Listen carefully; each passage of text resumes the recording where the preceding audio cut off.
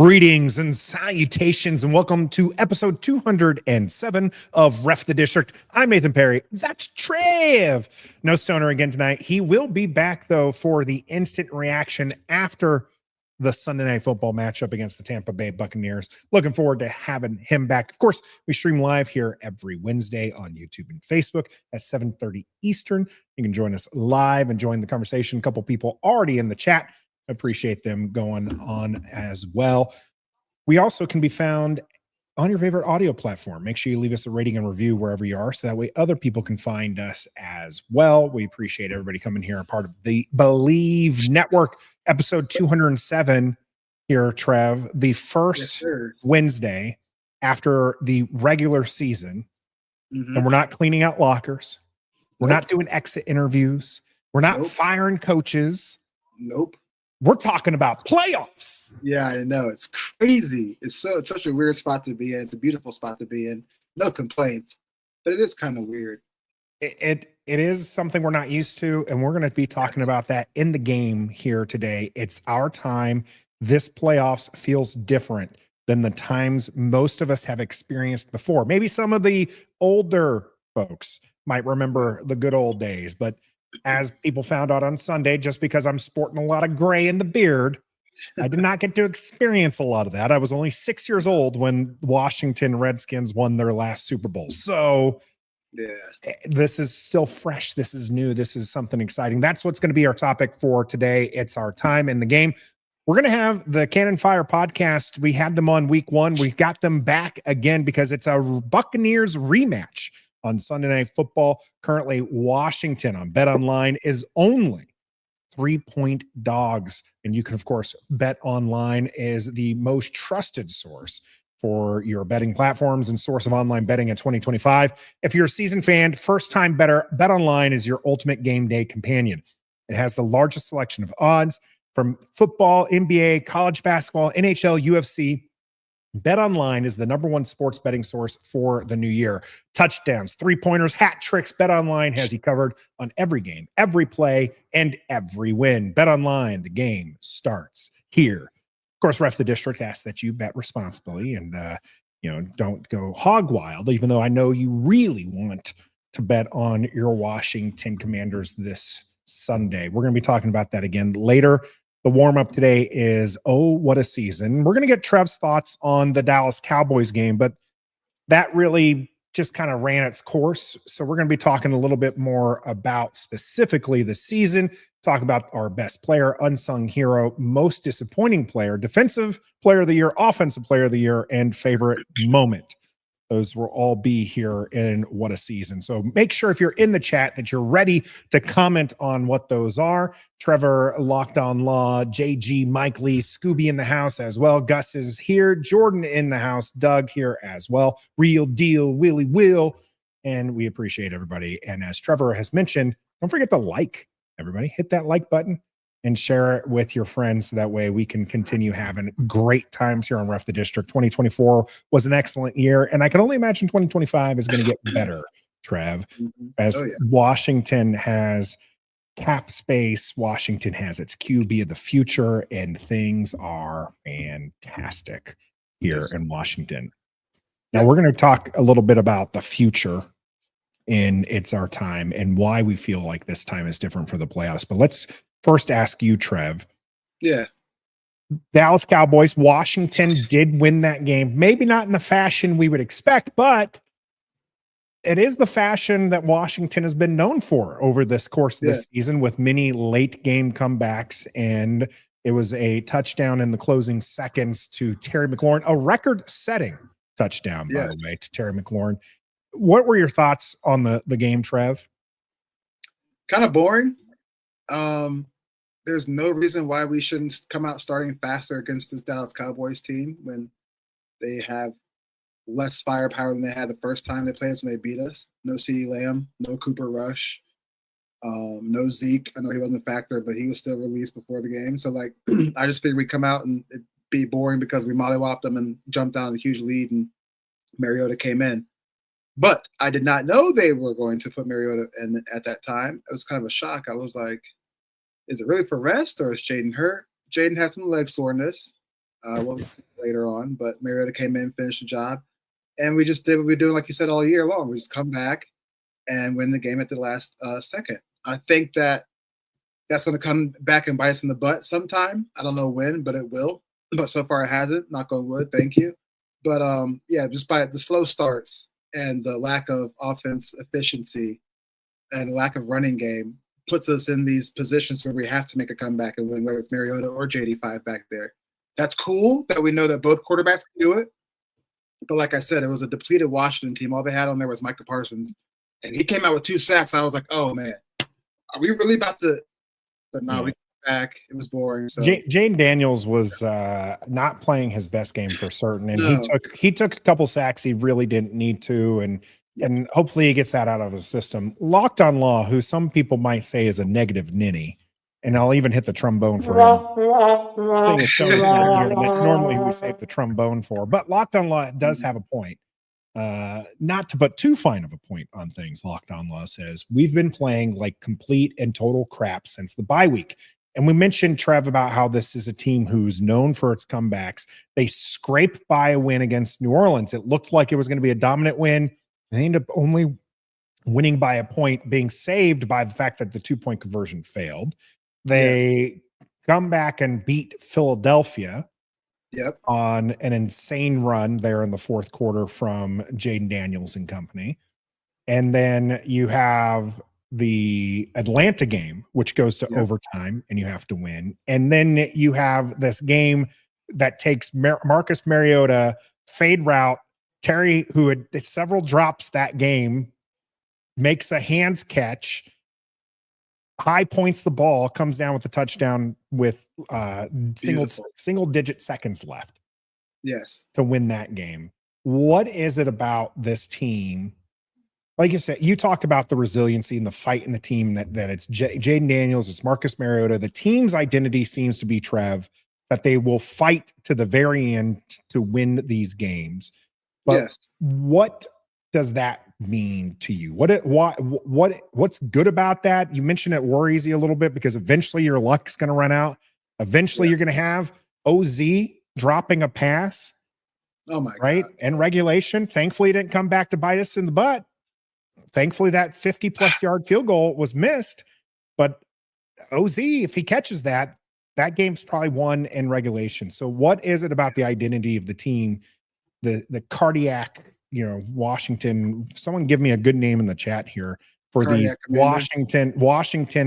this Washington team that likes to play to the final whistle and give us a heart attack. Excuse me. Self-sabotage. We literally put ourselves in these positions in these games that we scrape by every time. Teams that we've played have not come out and outright beat us, if you think about it. The losses that we have, maybe Philly the first time, they outright beat us. Pittsburgh, we self-sabotaged. Baltimore, that was like a shootout. They outright beat us. That was, we were still trying to figure us out at the same time. Mm-hmm. And then the Bucs, it was week 1. We had no idea what to expect on week 1. But all these games that we scrape by and win, even back to the Hail Mary with the Bears. I know the Bears were 4-2 at the time, but still, it was like, now it's like the Bears. It took us a Hail Mary to win. Yeah, it's just self-sabotage, self-inflicting, and we put ourselves in that position. The penalties, the drops by the receivers who usually make catches, the lack of run game when at the beginning of the season, B-Rob and Eckler were a force to be reckoned with, and now it's just like people are begging for C-Rod to get in there and get the run game going. You know what I mean? A guy who's been cut multiple times for this team. So, yes, we're resilient because there is a lot of fight. We don't just give up. And, normally back we're used to, if we get down like this in the game, like, oh, it's over, we know we can't come back and win this game, even though we're down like by 4 or a touchdown or 2 scores, like there's no chance. But we do, at least now with this squad, we know we have a chance, whether it's Mariota or Jaden Daniels, but mainly Jaden Daniels, that we know we still have a chance to win this game if it's doable, manageable. But I shared Gus Bus's comment up there. Newsflash: we're not that good of a team, but we execute when it matters and pull out wins. That's good enough for me. This team is playing to its potential when so many other teams fall short. This is true. Washington is playing at a talent deficiency, and so they need to overcome a lot. And Real Deal pointing out that they whoop their own butts a lot. Yes. Right? That's an issue. And I pointed that out a couple weeks ago when Washington beat Atlanta and they're going to go in the playoffs. that they could potentially beat any one of these teams in the playoff, but they're not just playing that team, they're playing themselves, because a lot of these wins they've had to overcome themselves. If you look at the Philadelphia game, they overcame 5 turnovers, they overcame 10 penalties, they overcame, all these things. I don't think this Dallas game was representative of what Washington is, because it didn't seem like Washington was playing a real game plan. I called it a preseason game in the instant reactions, because that's kind of what it felt like. They had 18 total rushes, and only, I think, 8 of those were from running backs. Yeah. So it was just like, I don't think that is what they were intending to do.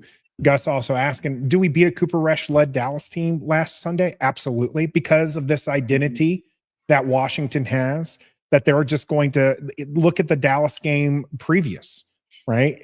Washington could not get away from themselves. They just kept making mistake after mistake after mistake. That's a Cooper Rush Dallas team with CeeDee Lamb that Washington really should have won, even though they were shooting themselves in their own foot. And so, yes, I believe Sunday they would have beat Cooper Rush-led Dallas team. Where Cooper Rush did not reach a bonus because he did not start that game. It's very interesting. Oh, Jerry.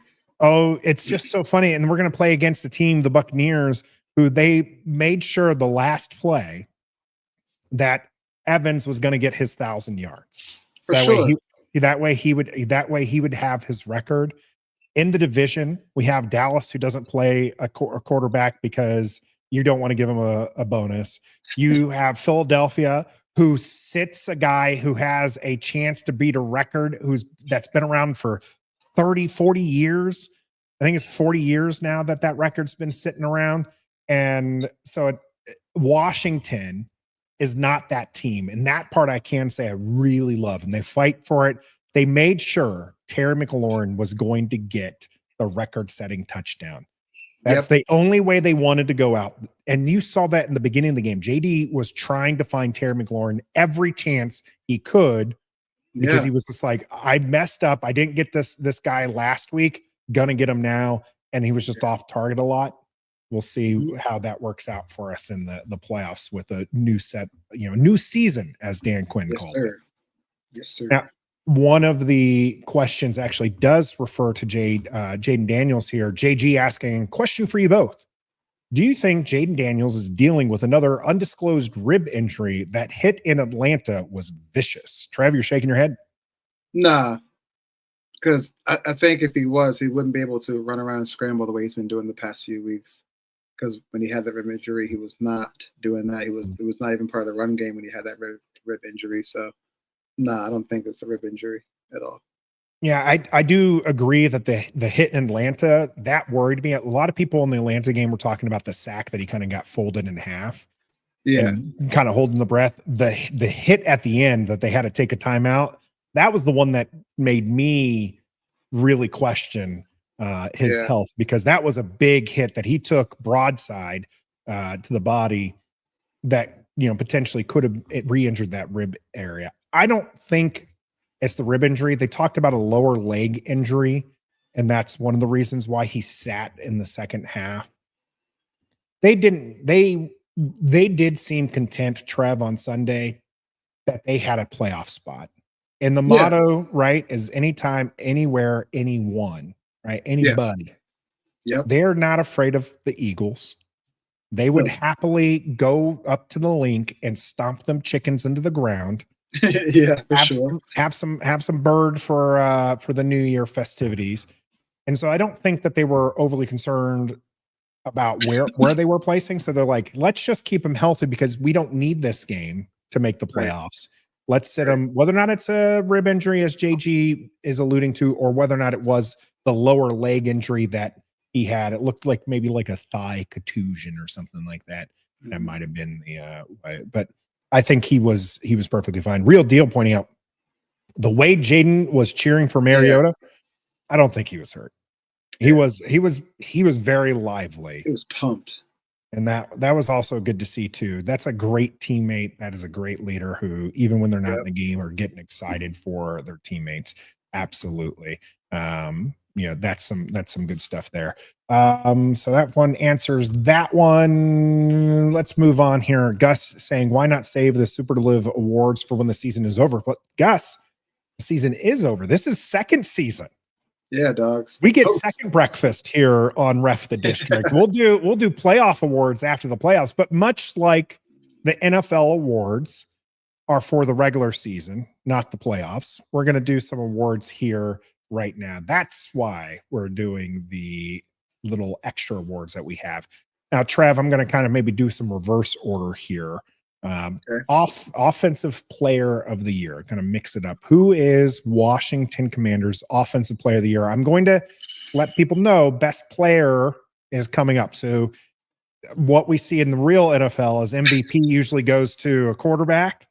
And then offensive player of the year usually goes to, wide receiver, running back type situation. So I'm just kind of prefacing that because best player might be taken by a certain someone. And so that certain someone might also be somebody's offensive player of the year. So who is your offensive player of the year, Trev? Okay. I have to say this, and just for purpose. It's Jaden Daniels. Okay. But I'm not going to pick him. I have somebody else, but it is Jaden Daniels, but I'm going to go with Terry McLaurin. And I'm going to go with Terry McLaurin because of the 13 touchdowns Terry had that contributed to 12 wins, another 1,000-yard season, another different quarterback, same production, but even better. I'm going to go with Terry McLaurin. You got a lot of people in there. Small Fish, TJ, Real Deal in there with you as well with Terry. Big E going offensive players. Tyler Badass for protecting JD5. Biotish having an important role. We've seen with the change in center, the offense is just not quite the same. No matter how much Dietz there loves Jaden Daniels, yes, not necessarily the best center we have on the roster there. So yeah, Gus saying the Scottie Pippen Award, right? Yeah, this is like, oh yeah, this person was also on the team. Terry McLaurin had a fantastic season, and when you're looking at the offensive production that was there, Terry McLaurin proved to you and to others he is wide receiver one. Going into the season, a lot of fans, yourself included, Trev, started questioning whether or not he would be wide receiver one on any other team or if he was just wide receiver one here. Terry McLaurin's also getting up there in age, and there was some concern that Washington's wide receiver room not nearly as good as we thought it was entering the season before. Remember the season before? We were super high on Terry McLaurin, Curtis Samuel, Jahan Dotson. We thought we had one of the best wide receiver trios in the NFL. Speed. Yeah. It was great. And then it turned out to be trash. And now we have Terry McLaurin and everybody's fourth and fifth wide receivers, right? Yes. Noah Brown cut because he was wide receiver 4 or 5. You have Jamison Crowder, who was on IR most of the season, but he's been like wide receiver 4 or 5 for the last few years. You have OZ, who was wide receiver 3 for the Philadelphia Eagles last year and not re-signed. De'Ami Brown, who's constantly been our wide receiver 4 or 5 here and not have done anything of note. And so the wide receiver room was not great coming in the season. No. Is for Terry McLaurin to still produce 1,000+ yards, 13 touchdowns while receiving the attention he was receiving was fantastic. I expect his number on the NFL top 100 to grow, given that he finally had a quarterback that could help showcase some of the skills he has. And that was fantastic to see. Some of the other options we would have had, not quite the seasons you would have expected. B-Rob, Eckler, both suffering some injuries there. Noah Brown had some moments, but he's been on IR with a kidney issue. So not really able to show out. Plus his best feature was catching that DPI. Yeah.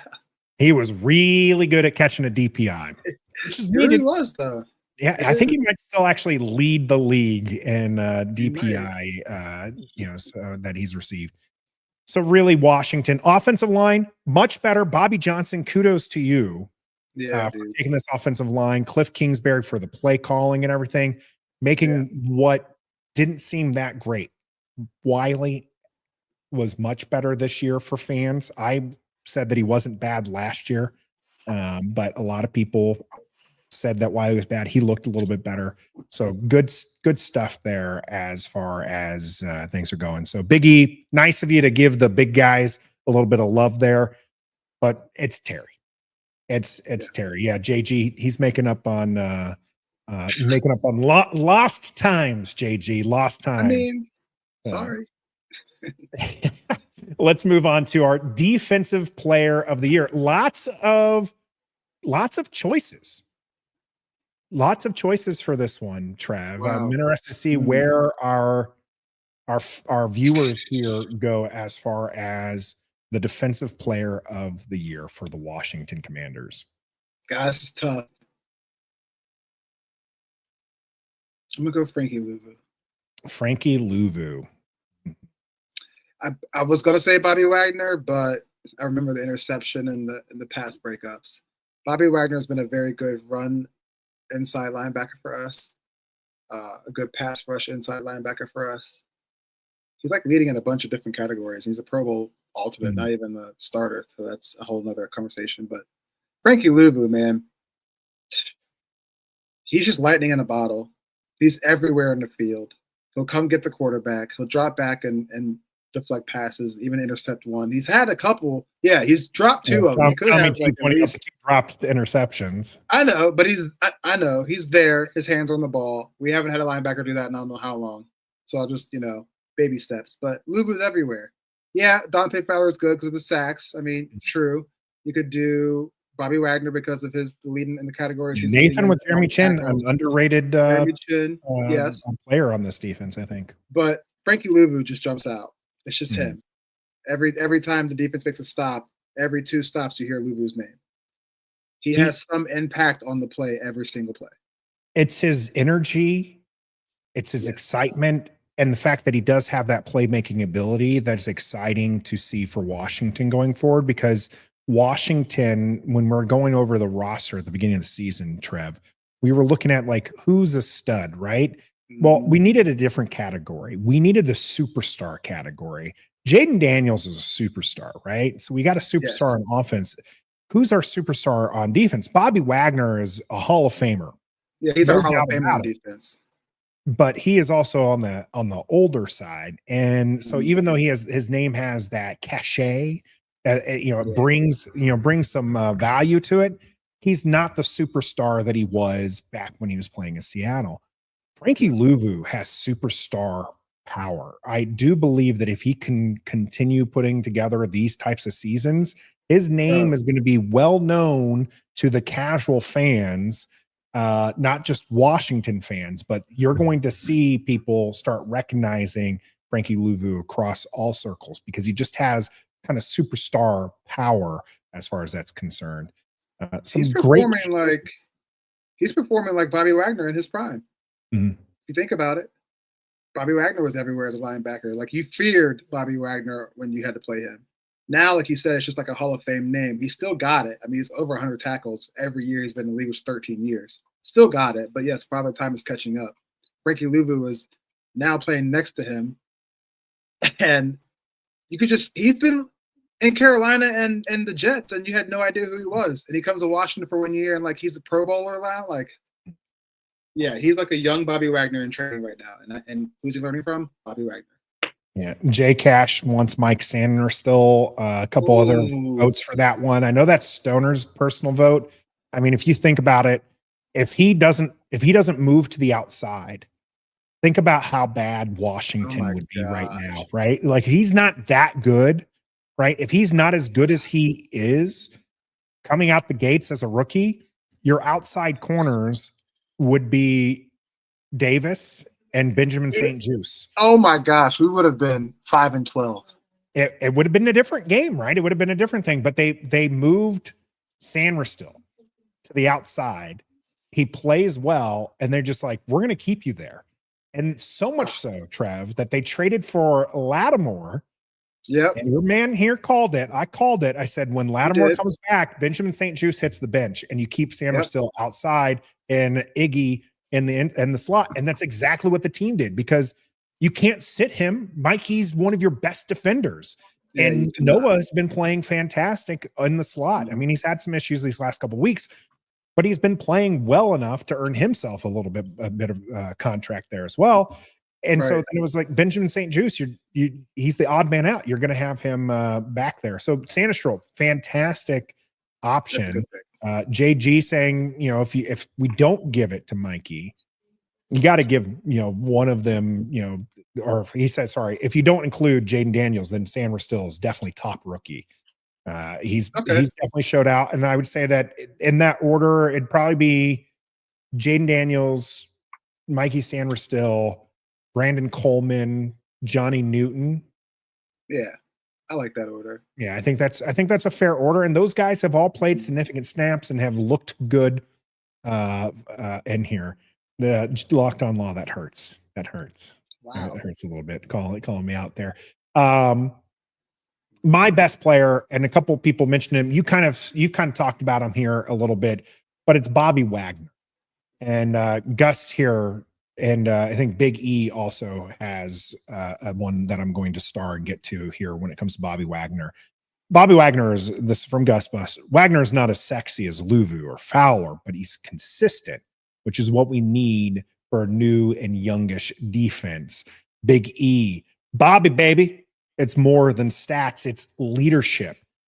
And I think this is why, as much as I love Frankie Luvu, and I think that Frankie Luvu is going to be a star for this team in the next couple of years, like he's going to shine out for us. Bobby Wagner at this age, my age, is doing things wonderfully. Is he a step behind on a couple of plays? Yes.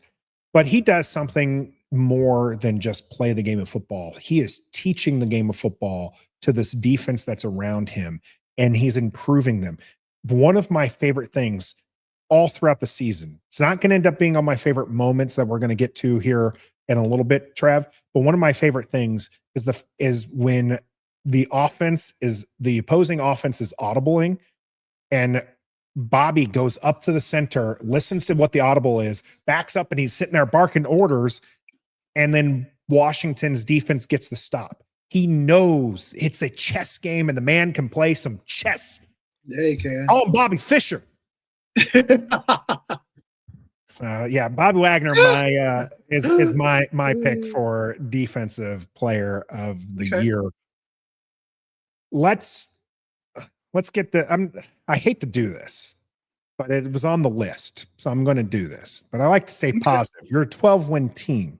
So I like to stay positive, but it's on the list. And I mentioned we would talk about it. So let's talk about it. Most disappointing player of the season for you. Wow. Most disappointing? Deron Payne.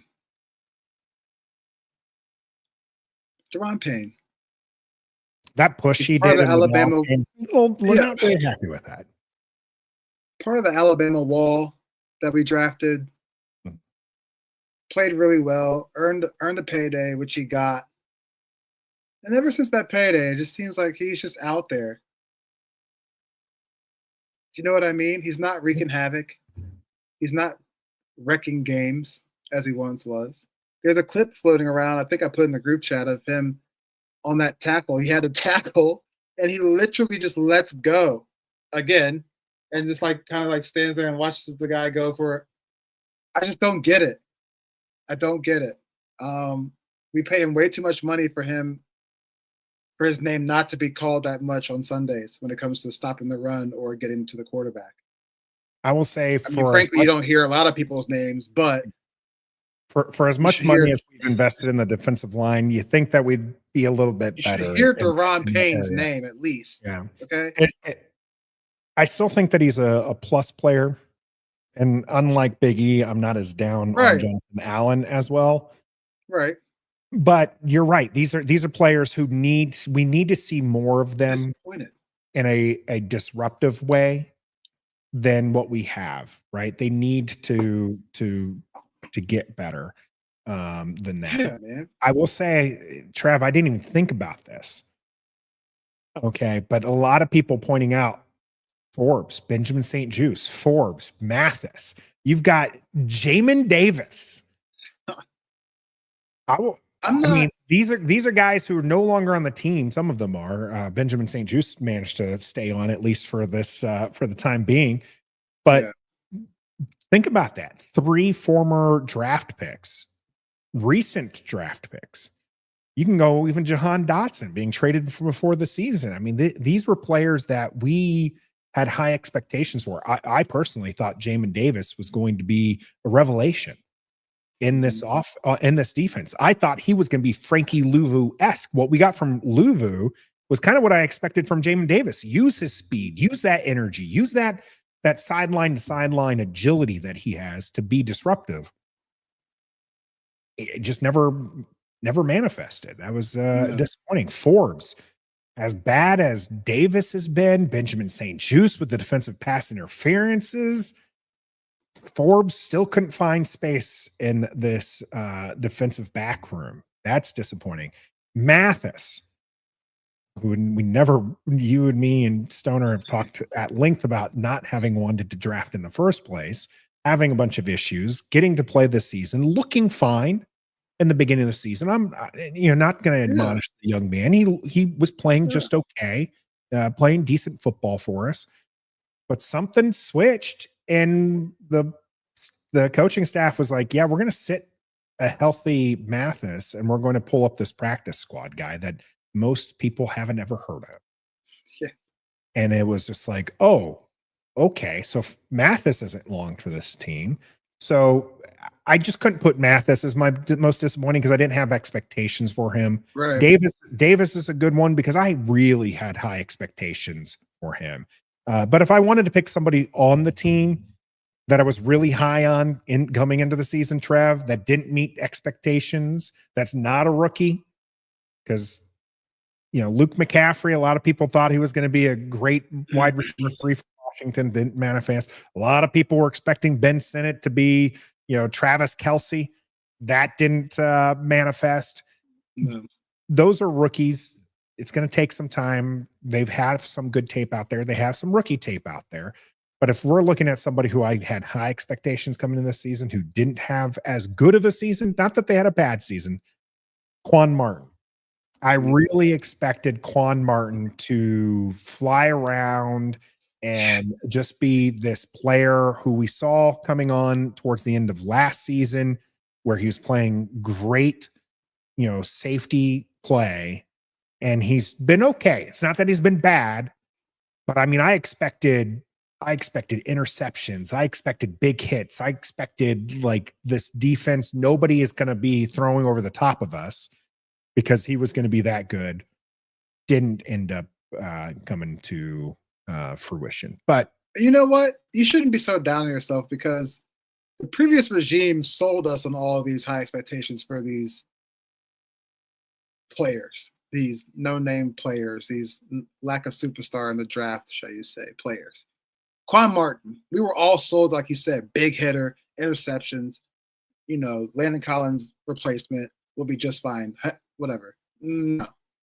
Forbes, 6 pick sixes in college, led the whole league in that.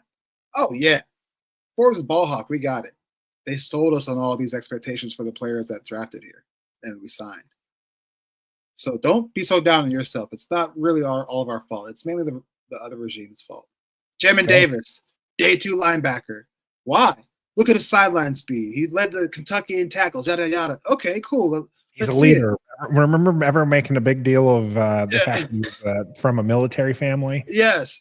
I'm from a military family. You're not drafting me anytime soon, I tell you that much. But if you come in and Joe Witt Jr. and Dan Quinn, who is a defensive head coach, can't find a place for you on the defense side of the ball, that's a problem. That means the expectation should have never been there because he is what he is. Fair enough. Let's move away from the downside stuff. Washington's 12-5. You have, of course, the expected people who have done fantastic things during the season, who you can point to: Terry McLaurin, Jaden Daniels, Cliff Kingsbury, Dan Quinn.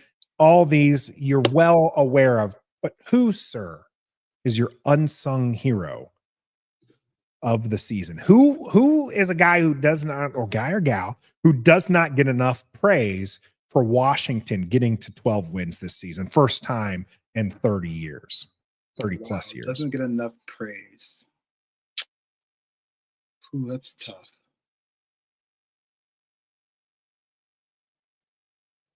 Dang, that's tough, Nathan. Jameson Crowder? Ertz? Yeah. You know what? Let's go Zach Ertz. I could be wrong, but Zach Ertz. Solid season. Everybody was like, okay, yeah, we got Zach Ertz, but like for 1 year, and it's like, really? Like how much can he really provide for this team? It's an alien. Nah. He's been there when needed. He's been a true tight end that we haven't had since, I don't know, Jordan Reed. Oh man! I'm not saying. Can you imagine Jordan Reed in this offense, bro? That's a whole man. But like that's ever since then we haven't had a true tight end, and Zach Ertz provided that, and he's shown that. Yeah, we give him crap for no yak Zach. We had Vernon Davis for a couple years. Oh yeah, true. He hurdled somebody. I forgot. That was cool. Yeah. But okay, ever since Vernon Davis and Jordan Reed, we haven't had a true tight end. And yeah, no yak Zach was kind of his name here for a while because he would just catch and fall down, but he's been reliable. When he was running in the open field against Atlanta, I'm telling you, I was losing my mind. I was absolutely, I could not have been happier. I was running the living room with him. I was going, yeah. That was Philly Ertz. So yeah, Zach Ertz. I mean, he's just been a great weapon for Jaden Daniels, a security blanket, safety, security check guy. Zach Ertz doesn't get enough, and the blocking he does too, which helps. So yeah, Big E giving you the Zach Ertz name. Nathan Floor going with Crowder. Again, injured most of the season. Comes on. He's been pretty decent at punt return. Of course, we had the one. Wasn't really his fault, gets his own player pushed into him. But he's been pretty good there. Josh Harris has TJ's one. Guy has provided everything he can to this team to make sure that they're winning football games, right? He talked about winning outside the margins. He's trying to do that. Adam Peters, who wasn't listed as anybody's comment here as far as I've seen, has put together a great team that Washington. I mean, you mentioned it. Zach Ertz, you thought this guy's like 33 years old. Yeah. You know, does he have anything left in the tank? Is he going to be good? Bobby Wagner was another one who were like, he played okay last year, but nothing fancy, nothing great. He's been playing out of his mind. Like they put together the right players. Josh Harris, Adam Peters definitely deserve some kudos there. Zane Gonzalez from Locked on Law. Solid 4 kickers this year has Washington been through during the season, right? Cade York, Seibert, Zane Gonzalez, and who was the other one who filled in? Greg Joseph. Greg Joseph, yep, Joseph. So there's your 4 kickers this year. Zane Gonzalez going to hold things down for us in the playoffs. Please don't let us down. Zane. Oh, Riley Patterson. Did Riley Patterson kick for us? Did we have 5 kickers? Yeah. That's rough. By the way, watching Cade York kick for, was it Cincinnati he was kicking for? I was just like, I really feel bad for any Bengals fans who are putting their faith in Cade York right now, making those field goals. But Cincinnati did what it needed to do late in the season, not early enough in the season. Uptown Dre, Tavita Pritchard, QB coach. Jaden Daniels looks good. You gotta kudos to Cliff and the coaching staff and Pritchard, one of the holdovers from the previous regime, by the way, and doing some pretty good things there. Yeah, I like that one. That's pretty good. Grimjaw with Tyler Biadasz. That's a solid choice. TJ saying maybe Marcus Mariota. That's having a veteran backup. If you're going to give Pritchard some flowers, having that veteran presence might also be pretty good. Eckler, who you guys were telling me in the beginning of the season, this guy's a stud. And I was just like, I think he's a very good player, but I don't see stud status right now. Well, I still don't think he's at the stud that's like a Pro Bowl, all pro level. Right. Austin Eckler has been fantastic for this offense, and it's good to have him back going into the postseason as well. Jim Sleazy. And what Trev had said that we haven't had a tight end in a while. I mentioned Vernon Davis, and Jim Sleazy here says Logan Thomas was nice. He's a nice guy. We have a term here, Jim, on Ref the District. Decidedly mediocre. We haven't pulled it out in a while, but Logan Thomas was the one that first coined. We like him. He's been on the channel with us before. Command this, Steve. Huge Logan Thomas guy over there. Shout out to those gents here. He's a good tight end, or he's an okay tight end, but he's not a great tight end. Nick Ballore. I think we're just naming some names here, Locked on Law. But yeah, it was a good season, 12-5. My unsung one is probably going to be to Tyler Biotish for being a solid rock for this offensive line. You saw the difference when he was out compared to, and we've seen this before with centers going down here in Washington, and the play just lessens. And Tyler Biotish being able to keep things through. Love to see it from him. Before we get to our favorite moment, best player, Trev, on the team. Any doubt at this point? No. It's Jaden Daniels is Washington's best player for the first time and forever, for a franchise that has been desperate to find a franchise quarterback. The best player on the team by far. And you have some good players here. You have Hall of Fame type players on this roster. Is Jaden Daniels, a rookie quarterback who played out of his mind this season and played himself not into just offensive rookie of the year, but we talked about it previously about potentially MVP talk. I think because he sat out and he did not have a good first half, and then he sat out the second half, out of the MVP talk, which is fine. But this is a guy that you can tell that there's more coming. This isn't the end of this isn't one of our, offensive rookie of the years just a rookie of the year. Look at the previous two picks, previous number 2 overall picks, Trev. Chase Young, defensive rookie of the year. Yep. Didn't live up to that year. No. Robert Griffin III, offensive rookie of the year. Ends up not having the career that was expected of him, partly injury, partly ego. He will tell you that himself. So Jaden Daniels is different, though. There seems to be more. He's learning during the games. He is beating, I loved the Cincinnati game all the way back there. An early game in his career. They go full out blitz. And there's zero blitz, right? Everybody's coming, right? Jaden Daniels panics, throws up the ball. It's not catchable. Washington has to, move on. Second time, defensive coordinator says, we got him the first time. We'll get him again. Throws everything in the kitchen sink at him. Jaden Daniels, Terry McLaurin, touchdown. Yes. No panic. Understood the assignment. Fantastic. And he's done this over and over and over again. And if he plays the Carolina game and racks up those stacks, right? Those stats, if he doesn't look, if he doesn't human against Dallas, plays both, then he would be in the MVP. And rookies don't usually win. Brown did win a running back way back when. But yes, now rookies it's a uphill battle for them. But he looks like he could be in the conversation for MVP in years going forward. Just absolutely fantastic here to be a Washington fan right now. Yes, it is. So fantastic to be a Washington fan right now.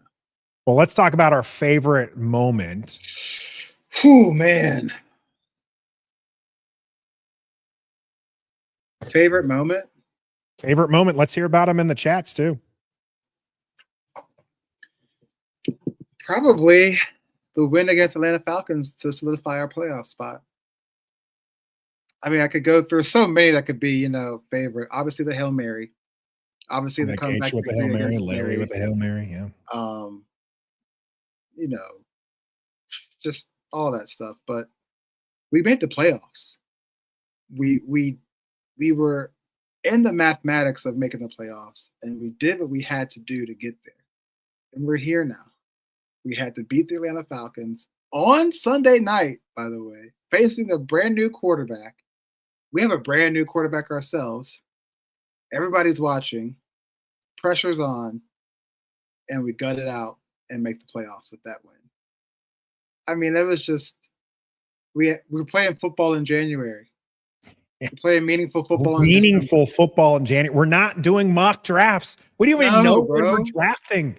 No, I don't care either. I think Washington maybe can go as low as 20. I think is the lowest Washington could be potentially, but likely is right in the mid 20s. This is fantastic. I don't even know. Like, it's great to have that. I mean, there's so many, but I'm just gonna go with that one, with the clinching playoff game Sunday night against Falcons.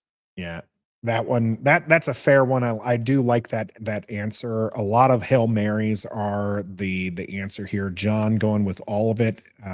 The Philadelphia win. People had mentioned this one, and TJ even going far as saying the whole game-winning drive, that second Eagles game. Yeah, I remember one of these things that I loved about this season, to John's point of the whole thing has just been great, is the fact that there's moments like this, the moment of the game-winning drive with the second Eagles game. It was never a doubt. Right? Washington fans were so scarred. We have a lot of issues. We never really, like we struggle to like let go of the past. A lot of us struggle to let go of the past and those, but with Jaden Daniels and this team with the ball in their hand, you're like, they're going to go down and they're going to score. They're going to win this game. The Philadelphia game that they did, the overtime win against the Falcons. You knew as soon as that coin toss came out, Washington gets over. Yeah. Game over. And it's just unbelievable to be in that position now, to have that level of hope. It's hard to choose between the touchdown, as mentioned by a few people. That one was fantastic, right? That was a team. Cincinnati was, especially early on, before they started racking up a couple losses, looked like they were a team that was supposed to be in contention for the AFC. They didn't in the first half of the season, start showing up a little bit too late and miss the playoffs. But Cincinnati was still supposed to be a good team back then. And Washington went toe for toe. Jaden Daniels yelling at the sideline on television. It was just, your blood's pumping. That was a good one. The Philadelphia drive was a good one. The Atlanta one was a good one. Marcus Mariota touchdown to Terry McLaurin to not get swept by Dallas is a good one. The Hail Mary. How about the fact that Trev, and then going with John, who said the whole season, how about after those big moments, Washington didn't have big letdowns? Yeah, very true. They were used to. They used to do that. They would expend all their energy. You would expect that from a lot of teams. They expend all of their emotion, their energy, getting that win, overtime win to reach the playoffs, the Hail Mary last second, and they ended up not falling flat the next one. That Hail Mary did hit different, Larry. It really did. And I want to say, much like for Chicago, it signaled the end of their season. For Washington, it signaled the beginning of theirs. The 3-game losing streak, people were kind of down on us. Washington comes back, beats the bricks off Tennessee. We win 5 straight. Yeah, has a shaky 5-win streak, but they beat good teams during that. And so it's fantastic. But I'm going to say with you, I'm not going to fence sit here. We're going to say that clinching the playoffs meant something. And that was absolutely 100% what this season was about. 12 wins, Trev, and into the playoffs. And we're not done yet, Trev. We are not done yet. It is our year coming up here on The Game.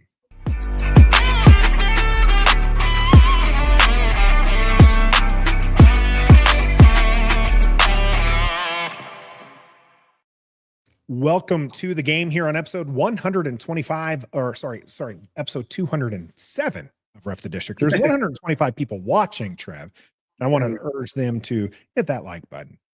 Share this with your friends. Get more people to join the conversation. The chat is going off the rails right now, talking about all sorts of things, JD Clutch, all this good things that are happening here in Washington. It feels good to be a fan. So make sure you sub to the channels because we got more good things coming over here. And I love it. I love it. I love it. Unlike Gregory says, the public is all over Washington and not liking it. Washington is getting a lot of national love right now, Trev.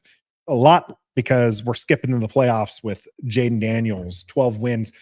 There's only 6 teams that have 12 plus wins this year. Washington happens to be one of those teams, Trev. Yep.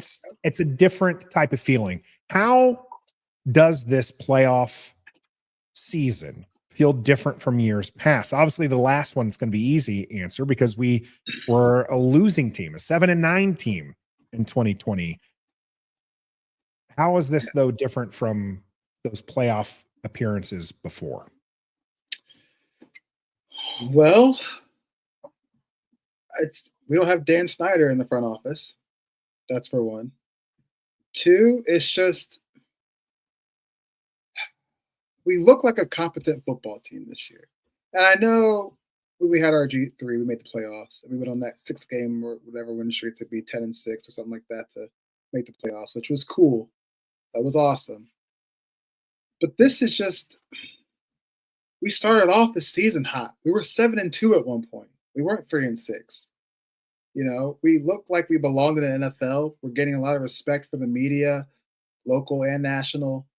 I feel like more fans are gaining more fans. It just feels really, really positive and really, really NFL-like we belong, actually. I think that's the difference. Like, yeah, we're not a complete team.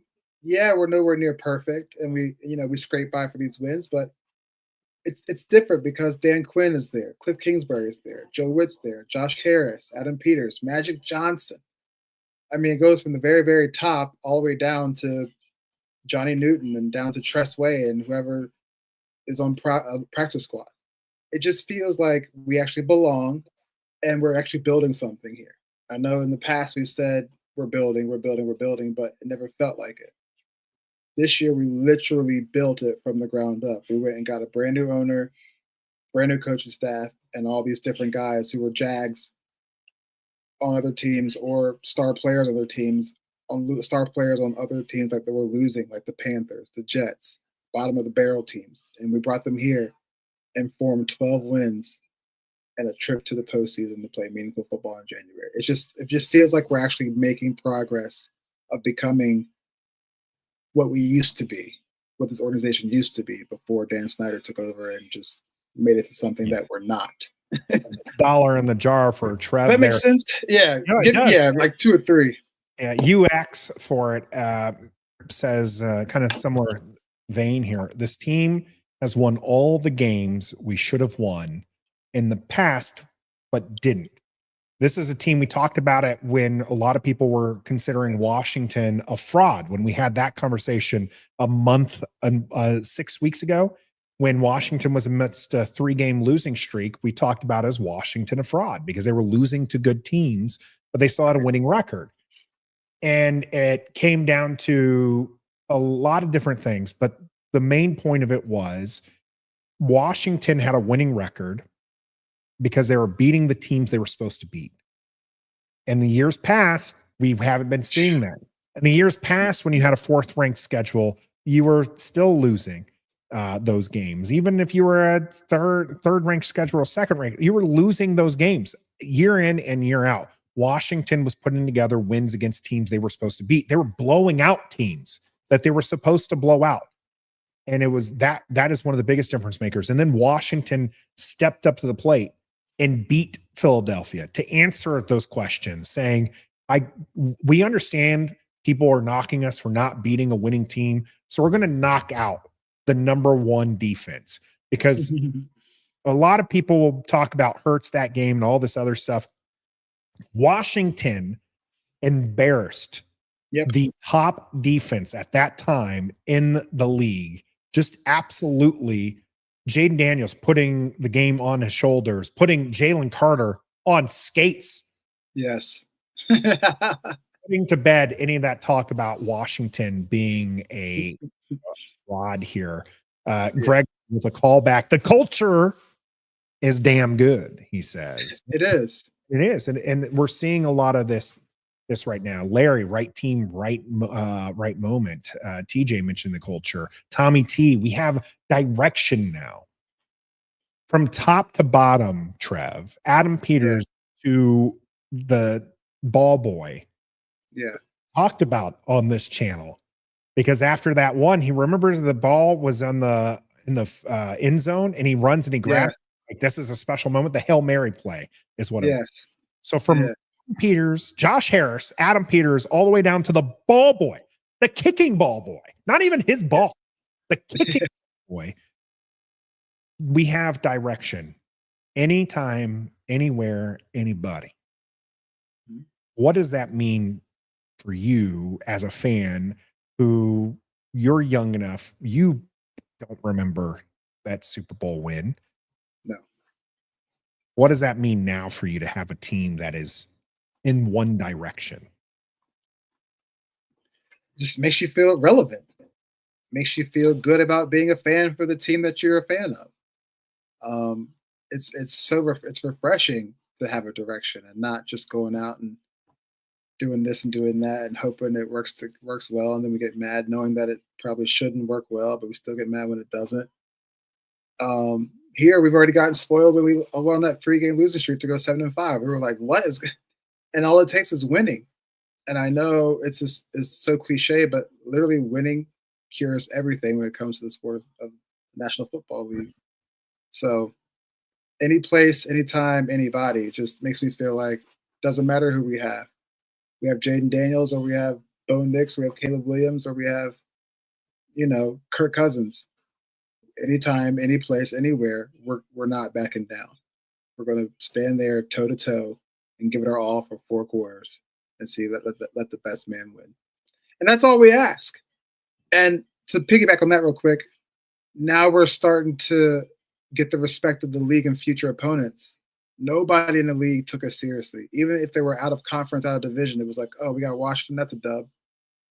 We got our own division rivals saying that we're not a rivalry anymore. But I think it's going to change here very soon once we start winning these division games more often. That rivalry will start to kick back in again, I think. So just to earn the respect among the players and the other teams in the league now, it's our time. Yeah, it really does feel like it's our time. And I want to stress not to sleep on these Washington Commanders. We're going to talk about how Washington isn't just going to beat Tampa Bay this weekend, but how they can potentially make it into the Super Bowl. Don't sleep on them. And you don't have to sleep either. If you go to don'tsleepenergy.com, use the code DISTRICT, get yourself 10% off your entire order. Celebrate the DMV with a local company and getting all of your energy needs, whether or not it's their original recipe, their sugar-free, or one of their energy shots, or maybe some of their fancy gear that you can see here behind me. Don't Sleep Energy. It makes you great. Washington up against Tampa Bay, a rematch game, Trev. Mm-hmm. Yeah. Of all of the games this weekend that they could have put in the primetime slot, it's Washington at Tampa. Mm-hmm. Part of that is obviously Jaden Daniels, right? What's that mean for the team to get the primetime slot? It means we're earning respect. We're earning respect from the coaching staff to the players to the front office. The whole organization is earning respect again. And our quarterback is electric. And I think they picked on that he thrives when the lights are shining bright on him in prime time. So why not? So just to give people, the rest of these matchups here, you have Texans, Chargers, Ravens, Steelers, Bills, Broncos, Rams, Vikings, Eagles, and Packers, and the game they put on Sunday night, the Buccaneers and Commanders. Yeah. It's wild to me when you have some of these great legendary matchups. Maybe you don't play the Ravens and Steelers because that's a regular season matchup, but that's going to be a good game there. You have the Texans, who was everybody's darling last year, up against the Chargers, who are people's darlings this year. The Bills, everybody loves the Bills, to Broncos, who have their own rookie quarterback. Right. The Eagles and Packers, isn't that a revenge game from last season too? I mean, I think so. Yeah, I'm pretty sure the Eagles went home early thanks to the Packers in that regard. And then the Rams, Vikings, maybe that's not the game you want to push, but they pushed Jaden Daniels and the Washington Commanders on a rematch game. That's fantastic. Now, we're going to go into how Washington's going to beat Tampa Bay, and I'm checking in with our Canon Fire Podcast team to see where they are, because they're supposed to be on tonight. We'll see. They might have had something come up. So we'll talk about that, though, in the cool down. Washington makes it past the Buccaneers, unless Green Bay beats the Eagles, which is possible. Washington would then have to face the Lions. Is there a team, the Lions? Gus had mentioned earlier, he wants that rematch against Philadelphia. The only way that happens is the NFC Championship game. What does your playoff bracket look like for the Washington Commanders? I'm just going to say we beat the Buccaneers. What's it look like? Lions are next, unless you have the Eagles losing to the Packers. Well, at first I would have the Eagles losing to the Packers, but Jalen Hurts practiced today, so that's probably not going to happen. But I really haven't looked at the bracket, but Lions, I'm ready for that. That's fine with me. I'm sold on the anytime, anybody, any place, anywhere motto. We've shown that we can hang with the big dogs, we could beat the big dogs, and we could be puppies too. So, but preferably, I don't want to see the Eagles, just because Saquon Barkley is a beast. He is, and I just don't trust our run defense in a game that matters against. Now we'll talk about the run game coming up on Sunday, but against Saquon Barkley, I just don't like it. I feel like the Eagles will be extra more motivated to beat us because we embarrassed them late in the season this year. So Lions, and then hopefully Packers. And that's it, right? It'd be Lions. We win Sunday. We go to the Lions for division. If the Eagles win, the Eagles would be playing either the Rams or Vikings. That's a dub for the Eagles. Okay, so then it would be the Lions. So you're saying, did you say we beat the Lions or we lose? Yeah, we beat the Lions. We beat the Lions, and then we got a rematch against the Eagles. Yeah, I think that's what we would probably lose in the NFC Championship. So you're going to go with Gus on this one, feeling that magic all the way into the which is cool. It'd be lights out. Doug had mentioned something. I'm going to show it again here as far as the primetime matchup is concerned. Doug pointing out both primetimes this year delivered amazing moments, so they're betting on it again. NFL was just like Jaden Daniels and the bright lights. He's magic, and people are going to tune in.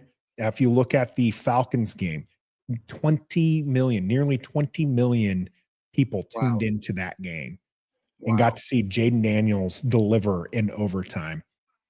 So I agree, Doug. That's a good one there. Cole saying that his route to the Super Bowl, the Bucks, then the Rams. So meaning the Eagles lose in that regard. Yeah. Then the Lions, then the Super Bowl.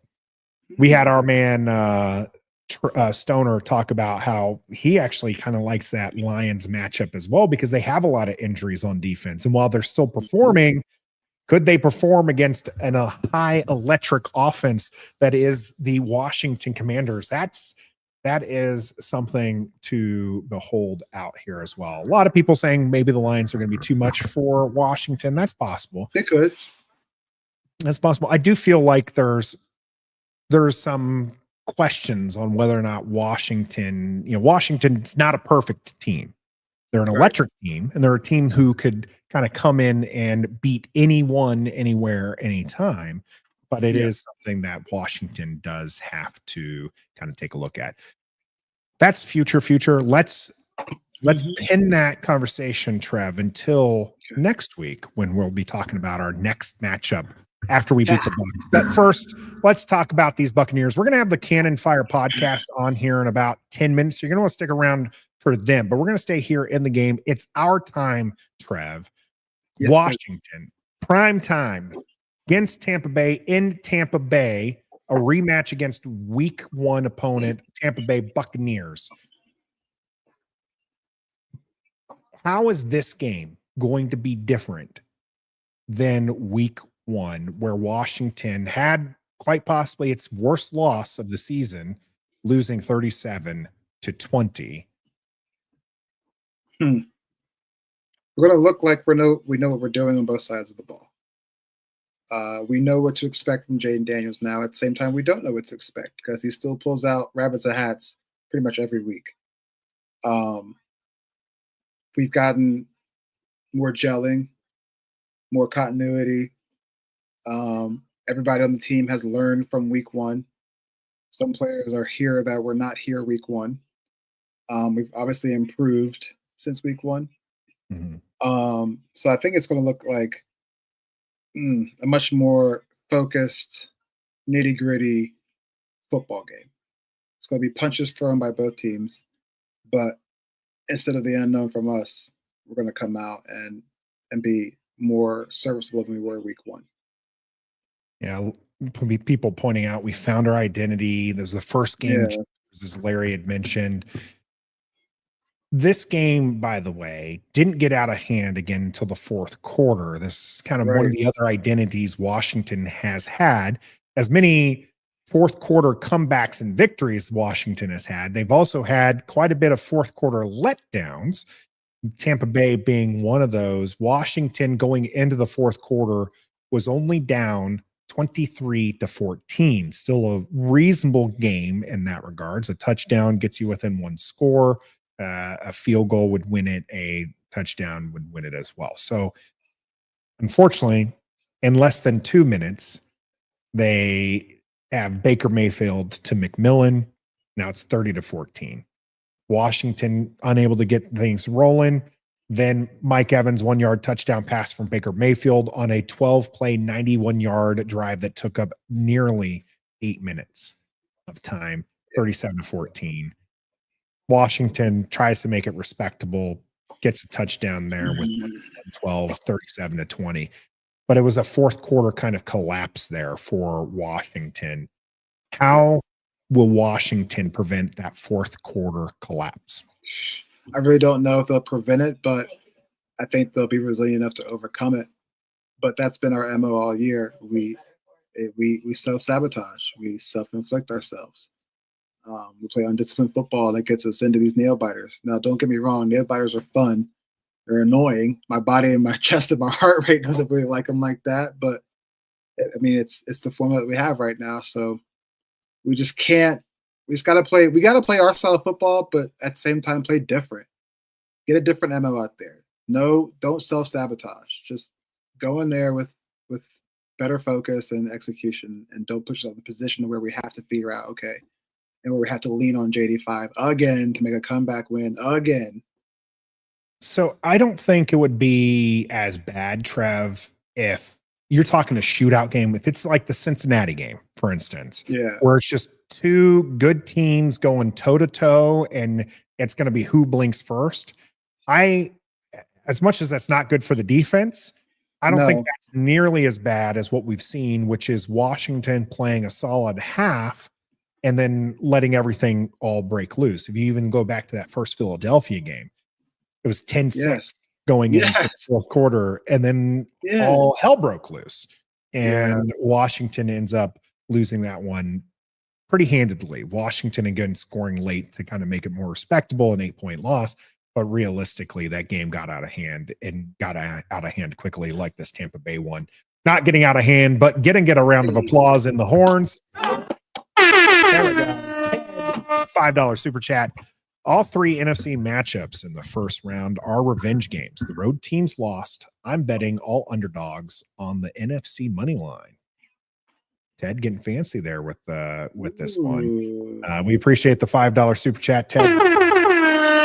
NFC matchups. I didn't even think about that as far as those being matchups. Green Bay Packers, Eagles, Commanders, Buccaneers, and Vikings, Rams all being rematches. So it'll be interesting if all the underdogs win. Again, Washington would not go to Detroit the second week out. They would, if it's all the underdogs. Let's see. Packers would go to the Lions, and we would be facing the Vikings would be the 5th seed. So that's who we would be up against. Interesting matchup there, Ted. We'll see if that's the case. We appreciate you again with the super chat here. We're talking Tampa Bay right now. Different game than week 1. Jaden Daniels had a pretty decent day. No touchdowns in the air, but 2 touchdowns on the ground. Kind of showed off his legs, 16 carries for 88 yards. He's a much better, much more polished passer now, Trev. Yeah. What do you expect from Jaden Daniels in the primetime lights? His legs, of course, will be there. That's going to be going crazy. But I think we're going to see a lot more passing than we did the first go-around in week 1. He trusts his receivers more. He trusts himself more. He trusts the offense more. And he trusts Cliff more. That's all been built throughout the entire season to now. So I think we're going to see more of a complete game, not just a more one-sided of how Jaden gets the job done. Who do you think was the leading receiver of the game week 1 against Tampa Bay? Zach Ertz. You want another guess? Yeah. Jamie Brown. Austin Eckler, 4 catches on 4 targets, 52 yards. Zach Ertz had himself a fine day, 3 catches, 28 yards, 4 targets. I say had himself an okay day because it was 184 yards in the air for Jaden Daniels. Terry McLaurin, not really involved, 4 targets, 2 catches, 17 yards. Exactly. That was kind of the start of, hey, we need to see Terry. You need to give Terry the ball. This was something that Washington started to kind of get in line with and starting to see a little bit more of that. I'm going to move to the other side of the ball. Now, Chris Godwin out. Mike Evans is a dude. Marcus Lattimore is a dude who likes to go up against Mike Evans. If Lattimore's healthy, are you, as I've heard from a lot of fans, putting a lot of stock in Lattimore being able to shut down Evans? Yeah. I mean, I don't know if he'll shut him down, but he'll definitely disrupt them for sure. They obviously have a history with each other, a lot of battles, and he's still going to get to play him twice this year with 2 different teams. Marshawn Lattimore, one with the Saints. He had to miss the last one, but he's going to play him again this Sunday. So it's always popcorn. Get your popcorn ready. And I feel way more confident with him if he can go against Mike Evans than any other cornerback, even including Sam Still. No offense, but Sam Still is probably a peanut compared to Mike Evans. So I feel way more confident that Marshawn Lattimore is going to be following Mike Evans around. He'll still get his, but it's going to be hard for him to get his. I have to be very honest with you, Trev. I am very concerned we're putting too much pressure on this whole idea that if Marcus Lattimore plays, Washington's defense will be better, because I just don't necessarily see it, Trev. I would rather see his aggressiveness and a couple of DPI calls than Mike Evans just sunning Sandra Still, Noah, BSJ, and Michael Davis. I mean, if he's mostly on the outside, he's going to sun Michael Davis. He's definitely going to sun BSJ. He's going to just do a 1-2, and BSJ is going to be like, "What do I do?" and grab his face mask. So, I mean, that's not going to be. Marshawn will travel with the dude, go up and contest catches with the dude. Might get a couple of DPIs, but that's because he wasn't backing down or didn't know technique. It's just because he's so aggressive and he's trying to be the best player out there. And I think it also will help the defense because he'll bring the energy. You know, he'll bring the energy that BSJ and Michael Davis don't have. Sanders still has it, but we can't depend on rookies all the time. We already do that with the offense side of the ball. So, yeah, he's just bringing that. We want that smoke energy, and I think that'll be a good thing for the defense at the right time. It's our time. It is our time, but it's also time to bring on the Canon Fire Podcast, which is exactly what we're going to do. It's Washington in prime time against the Tampa Bay Buccaneers here on Sunday Night Football. We've got your game preview right here on Ref the District.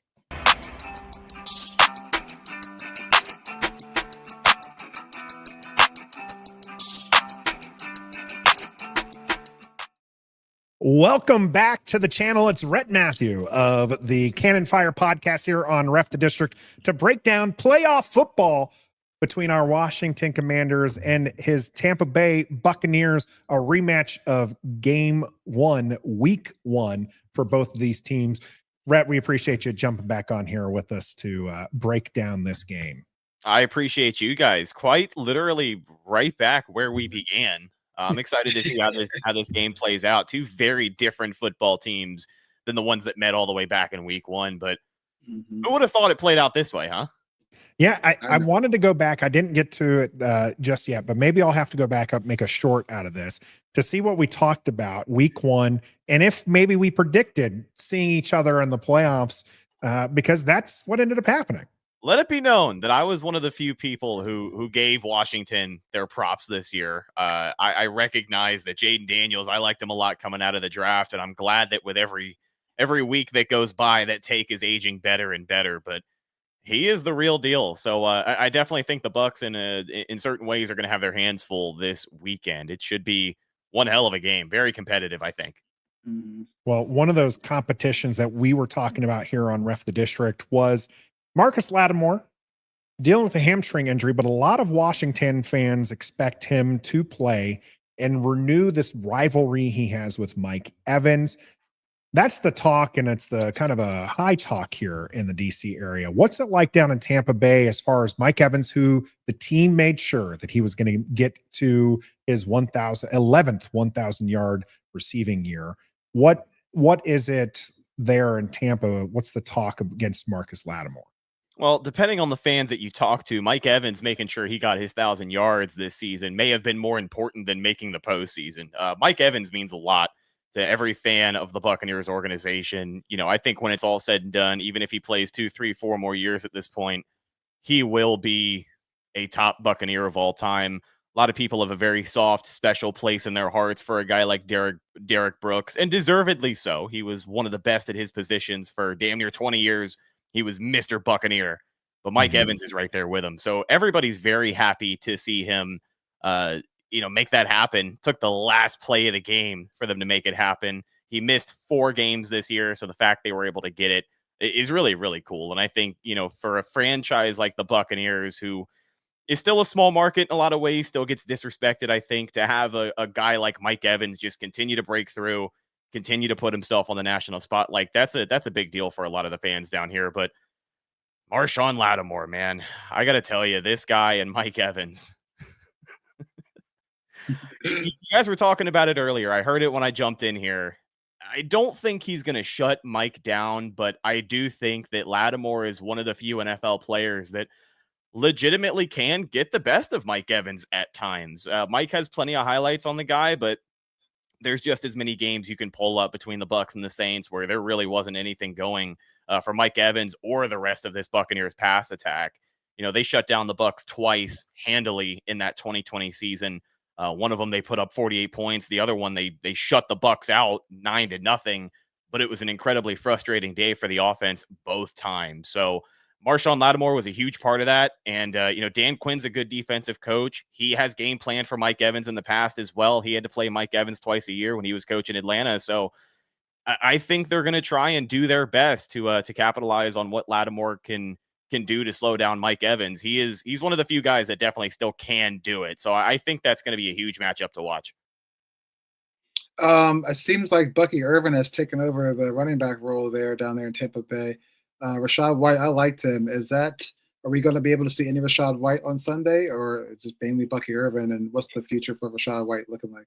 We talked about it after that regular season finale. They didn't have any carries at all for Rachaad White, and I was very surprised by that, because we talk about things that have changed since week one. Headed into week one of this season, I think a lot of people knew that Bucky Irvin was going to make an impact, but I don't think many people expected him to just outright take Rachaad White's job away. Now, with that being said, the Bucs still have 3 very capable running backs here. You just talked about Bucky Irving, Rashad White, an experienced veteran in his own right, and he is very potent in the pass game. I think Liam Cohen may have been saving some of his best work for the postseason, which I hope for. But they have this pony formation they run out of, which is both of those running backs on the field. You might see that a couple of times, but maybe 5 to 10 plays where you'll see Bucky Irving and Rashad White on the field at the same time. From that formation, sometimes they have Rashad White line up as a slot receiver. Sometimes he's the motion man, just some eye candy for the linebackers on an opposing defense. But I definitely think he gets a lot more involved in the game plan this week. Again, that game against New Orleans, I think, is the first time all year that I've seen him just not get involved at all. So I want to say that he gets more involved this week, but even if he doesn't, I really like this kid, Bucky Irving. There's not a lot of fans down here. He looks good. Dude. I've seen people talking about it. When you try and rank some of the top draft picks this year that were not from the first round, I believe, if I'm not mistaken, Bucky taken from Oregon out of the 4th, third or 4th round pick. This kid is just killing it. The Bucs have not had a 1,000-yard rusher on the ground since 2015. When Doug Martin was back there doing the damn thing. Wow. So, Wow. yeah, if they get, There's a name. If they get, yeah, right. If they get Sean Tucker involved, then I want to assume that the rest of the run game is fluid and running very, very well. But as far as Rashad White, you would kind of asked, I expect him to get in the game a little bit more this week, but he's going to be more potent in the pass game. Bucky can just run over anybody. He's a weapon, dude. He is fun to watch. Yeah, he's run for over 5 yards a carry, almost 5.5 yards a carry, 1,000 plus 1,000 yards there as well. Playoff football, a lot of people try to distill it down to, can you run the football and can you stop the run? Where does Tampa Bay run defense, line up against this potent Washington, who does have their own strong rushing attack, whether or not it's Jaden Daniels, Brian Robinson? A lot of us are calling for Chris Rodriguez a little bit more, but you even have Austin Eckler coming back from concussion, who's going to be in the backfield for Washington. How does the defense handle a dynamic running attack from Washington? The Bucs, their defense has really been the source of a lot of their major issues, I would say, in the 2024 season. Some turnovers on the offense every now and again can cause some problems. But, really soft coverage, a porous secondary, allowing quarterbacks to throw all over has been a lot of their major issues. But I would say against the run, they've done a decent job. Like, the only running back who really got his against the Bucs this year, I would say, is probably 2, Saquon Barkley and Derrick Henry. And the only reason you can look at the stat sheet for both of those guys and say that they had good days running the football is because Saquon Barkley had like a 64-yard run, and I think Derrick Henry had an 80-plus yard run towards the end of the game. Outside of that, they've done a decent job at shutting down a lot of these very, very run-happy teams with potent running backs. I ultimately think it depends on Vita Vea. That's the thing, too. Vita Vea and Kalijah Kancey, especially, these guys in the interior defensive line, they have just taken away all kind of run chances for any opposing team. If they're looking to move inside their offensive linemen, if they're looking to run to the inside, if they're looking to shoot the A gap or the B gap, 350 pounds of Polynesian power is usually going to be there waiting for them. There's not been a lot of opportunities for teams to really break away and run the ball effectively. I think most of the teams who have been able to do it are the teams who, just like the Saints last week, and even Dallas when they had, lost that primetime game, it's the teams that can control the football. It's not the teams that are putting the hands on their running backs and running for 150, 200 yards to take over the game. It's the running back that can get you 3 yards on first down, 4 yards on second down, and then set up an easy back-breaking third and short conversion. There's been a lot of drives this season for the Buccaneers defense where they've been on the field for 8, 9, 10, 11 minutes. And those are the kind of games where they fall behind. So, the run defense, I think, is going to be able to contain to a degree the weapons that Washington has. But the confidence of Jaden Daniels and his ability to make plays with his legs, again, the full season that he now has under his belt compared to week 1, Todd Bowles, is still a guy with some playoff experience. Jaden Daniels is still going to be a rookie quarterback in the postseason, but I think when it comes to the run game, he's probably the biggest threat to Tampa Bay. His ability to extend plays out of the pocket and just get out of dodge when he has to. The Bucs have been a poor tackling unit on defense as well, one of the worst in the NFL this season, to be honest with you. So I think Jaden Daniels is going to get his. I think to a degree they are going to have some nice numbers, but he did run well week 1. Jaden Daniels with 16 carries, 88 yards, 5.5 yards a clip, and importantly, 2 touchdowns that game.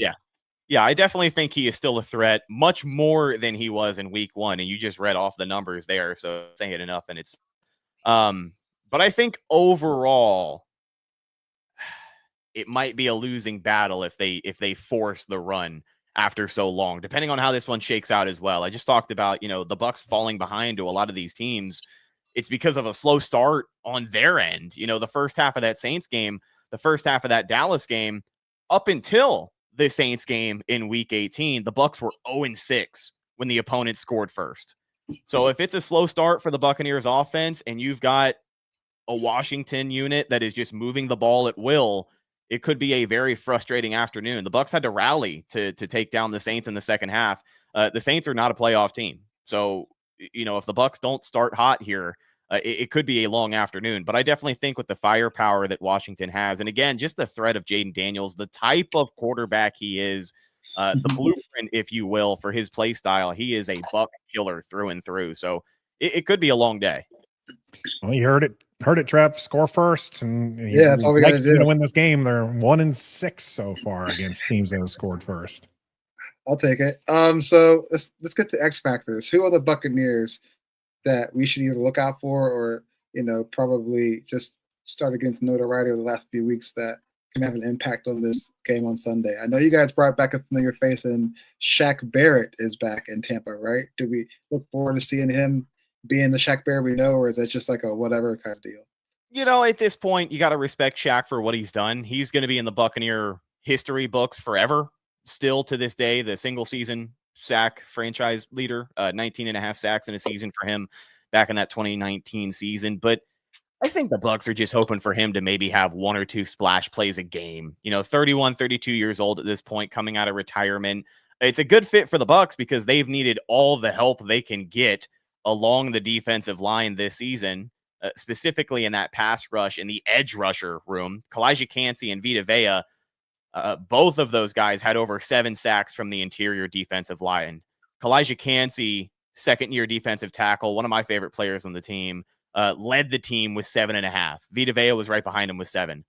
Not ideal, especially not ideal when you've got an edge rusher who, Yaya Diaby, had 7.5 sacks, almost 8 sacks, I believe, in his rookie season. He did just get named Defensive Player of the Week for the NFC, had a really good week pressuring the quarterback last week. But overall, this pass rush just hasn't generated natural pressure with 4 down linemen all year. And that's also something I think is going to allow Jaden Daniels to have some success. If the Bucs pass rush cannot get there, if they sell out on the blitz to try and bring pressure, which they've had to do a couple of times, and it has worked. When they beat the Chargers a couple of weeks ago, one of their more impressive wins on the year is because they had really found success with the blitz. The linebackers were hitting Justin Herbert. They were forcing him to make mistakes. He threw one of, I think, only 1-2 interceptions of his season against Tampa Bay because the blitz was affecting him. So, that's a big factor.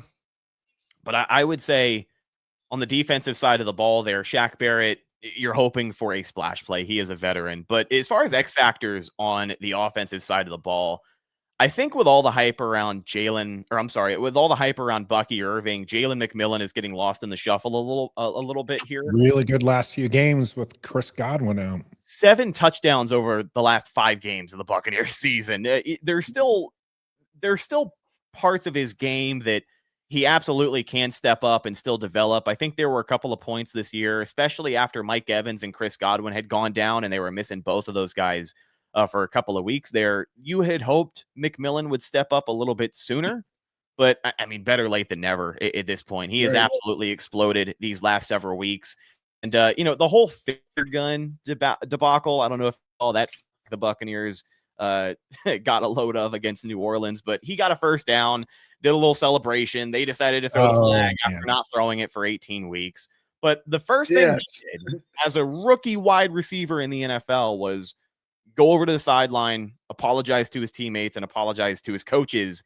And then 2 plays later, he caught a big-time touchdown, probably one of the most impressive throws from Baker Mayfield this season. So he is an impact player for sure these last several games. And I think his presence as a rookie is going to be kind of slept on because of Bucky Irving and the year that he's had with this offense. But Jalen McMillan, if he can keep his head on straight and he can play a complete 4 quarters, he could be an underrated pass catcher for the Bucs this week. Well, talking about maybe some X factors from the Buccaneers side and somebody who is potentially underrated league wide, it's Baker Mayfield throwing for 4,500 yards this year, 41 touchdowns to only 16 interceptions. Kind of having a resurgence and has one of my favorite moments, maybe partially because I am a Sooner myself. So Baker holds a special place in my heart here in Oklahoma. Him stiff arming Bosa down the line and still throwing one of the best plays all season, not Washington, as far as I'm concerned. Why do you think Baker is not looked highly? And are Tampa fans as down on him as I think the rest of the league seems to be? A lot of people feel like Baker gives the opposing team more of a chance to win than he does give Tampa a chance to win. Is that the case you feel in Tampa? I think it depends on who you ask. There are certainly sections of the fan base who full on believe that he's not the guy. They believe that the Bucs cannot be a Super Bowl team with Baker Mayfield. And then there's other people who feel like he is the second coming of Jesus Christ. So I'm a fan of Baker Mayfield. I got to say, just as someone, we talk about the eye test, someone who commands respect from his teammates, someone who can light a fire up under his entire team. He is a guy that does all those things and then some. And it just makes him easy to root for. Like, for example, the turning point for the Tampa Bay Buccaneers against the Saints. They looked like crap in that first half. It was terrible. They looked like a team that had already made the postseason. They looked like a team who did not care to be there. And on the first possession of the third quarter, Bucs are trailing by 2 possessions. They need a score, right? I think 72-yard field in front of them. Baker Mayfield uses his legs, converts for the first down, lowers the shoulder, decks the safety, and then stands over him and taunts him. Could have had a flag, didn't get a flag. But in Baker's defense, having watched the rest of the offense came over. The offensive line started pushing and shoving. Right. You got guys getting vocal, guys getting animated. And I got to tell you, that's what that team needed in that moment. He knew exactly what he was doing in that moment. He walked away from that one like a boss. Like it was an explosion going behind him. And in his defense, it wasn't that he just nearly stood over the guy. And because he pushed the guy back down the ground, that's where he probably deserved a flag. But the defensive player did grab Baker's jersey or his pads as Baker was trying to stand up, which forced Baker to kind of give that menacing look.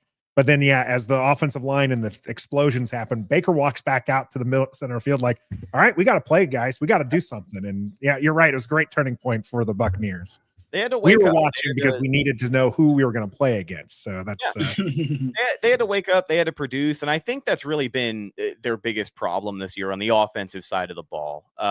Baker Mayfield included. Some of the losses that they've had have been complete team losses. Baker, as much of a fan as I have been of him this season, he played no doubt the best season of his career. But there are those games where if he can find himself rattled in the second quarter and he's not trusting his offensive line, if he's not relying on his pocket to keep him clean, he does get those happy feet. He can run into sacks. He can kind of play hero ball. And sometimes it forces a turnover. Sometimes you get a costly fumble. Sometimes you get just trying to make a play. There's nothing there. And unfortunately, disaster strikes. It's happened a couple of times this season. But I would say for the most part, most people down here with Baker, they believe in the guy. They like the guy. His teammates love him. He's easy to root for, in my opinion. And with Tampa Bay, everybody loves that underdog feeling. And I think Baker Mayfield approaches every single game, every single day of his life with a chip on his shoulder. And a lot of people down here resonate with that. The Bucs Bucs were a terrible football team for 20 years, and now they are the only team in the NFC to make the postseason the last 5 years. So now there's a little bit of a standard to uphold, and I think Baker's doing the best that he possibly can. So I personally like Baker Mayfield. I think the Bucs can win with Baker. Now the conversation with the head coach is very different. That's a divisive conversation. You want to talk about Baker Mayfield being opinionated for fans down here. The Todd Bowles conversation is interesting, but I like Baker. I think he's the guy. I think the Bucs are getting a great return on their investment. I think he is like 19th among quarterback salaries for starters in the NFL right now. 2 years left on that deal. Jason Light doing one hell of a job. So, how do you feel like you can win on Sunday? What makes you think that you still can do what you did in week 1 now that 17 weeks have gone by or 18 weeks have gone by? I think Liam Cohen in this offense, to be honest with you, they are at a level that we have never seen. I mean, statistically, they are the most efficient offense in Tampa Bay Buccaneers history. I'm trying to find it. I had it written down here. Sorry, you know how the notes get. They get a little crowded sometimes. So the Buccaneers offense in 2024, they became the first team in NFL history to complete 70% or more of their passes and rush for at least 5 yards per carry, all in the same year. They can attack you in different ways. They have an offensive coordinator that can make adjustments after halftime, and he can change the way that he attacks you in the second quarter. We have, I got to give Todd Bowles credit. This defense has been porous at times. They have been bad at everything this year. This Buccaneers defensive unit is special because they suck at everything, but he is very good at making adjustments in the second half of these football games. Since the bye week, since week 12, over their last 7 games, the Tampa Bay Buccaneers only gave up 26 points in the second half. So the main reason I think they can win is the offense. That is the biggest thing that I think is going to keep the Buccaneers in this matchup. I would say overall for the philosophy for the rest of the year. I mean, any game that you go into from now until the end of your season, you just have to score as many points as possible. Yeah, I know it sounds really stupid, but you gotta start quickly.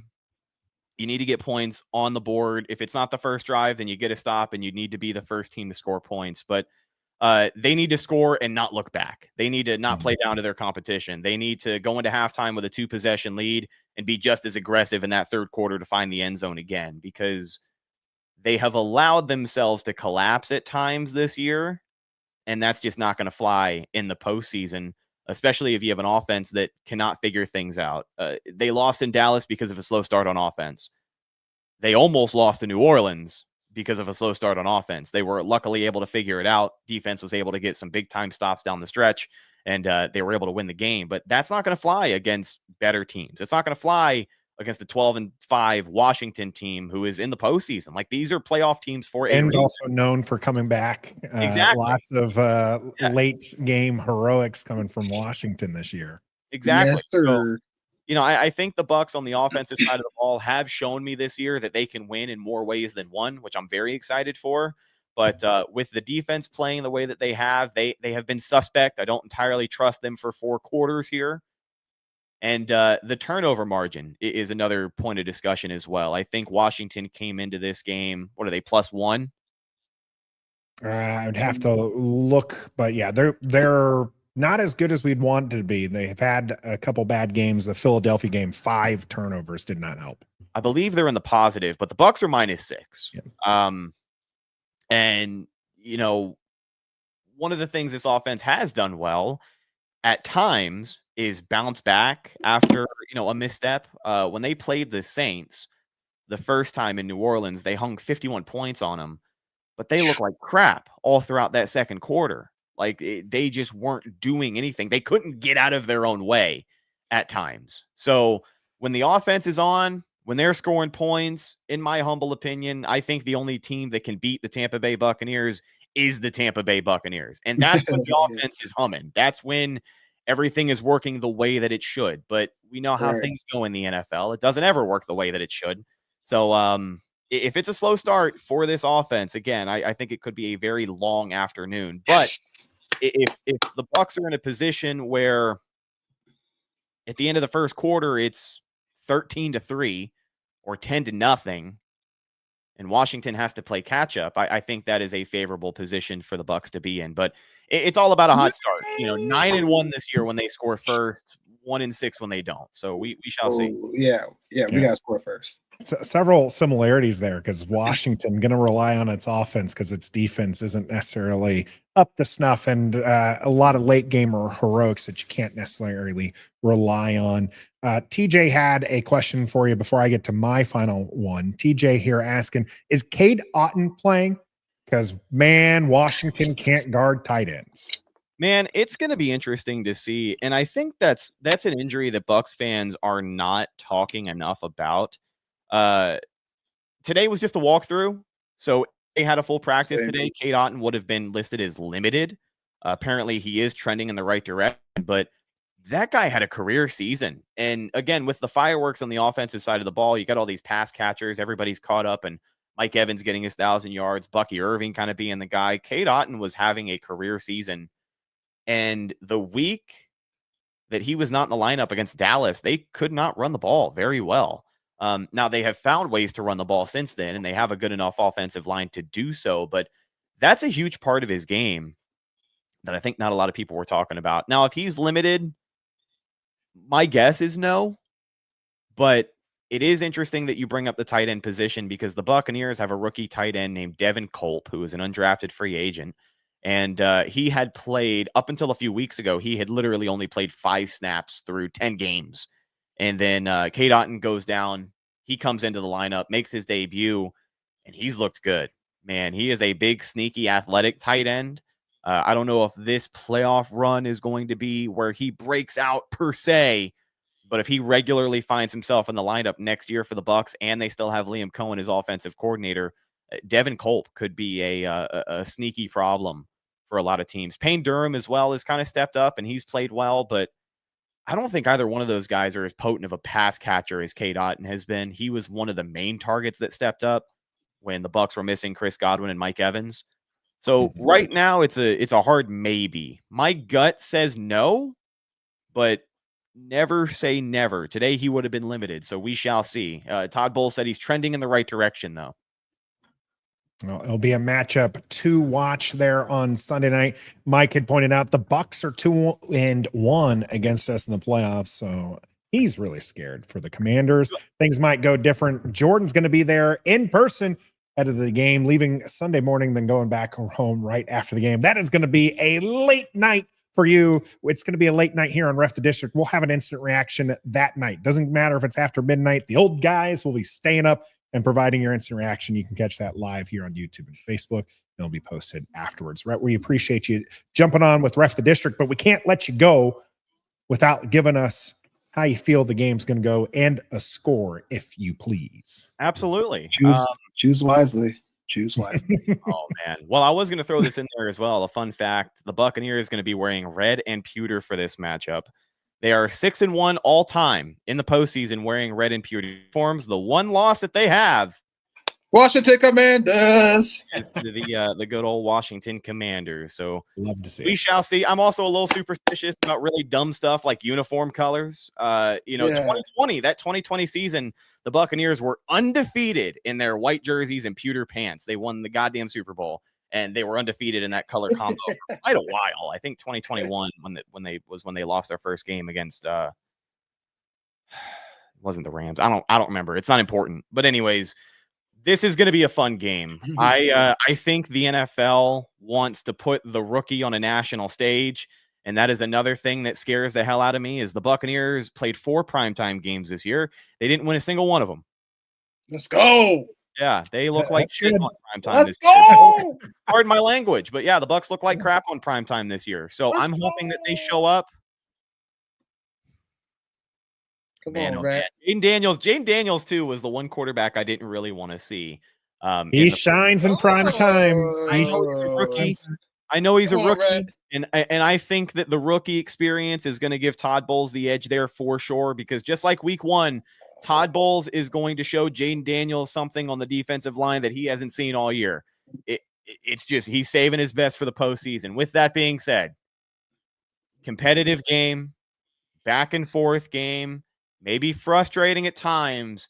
Whoever takes care of the football is going to win this game. Whoever wins the turnover battle is going to win this game. The Buccaneers defense only has 7 interceptions on the year. They have been terrible at taking the football away. If Baker Mayfield can protect the football, which I think he can, this Buccaneers offense is going to put up,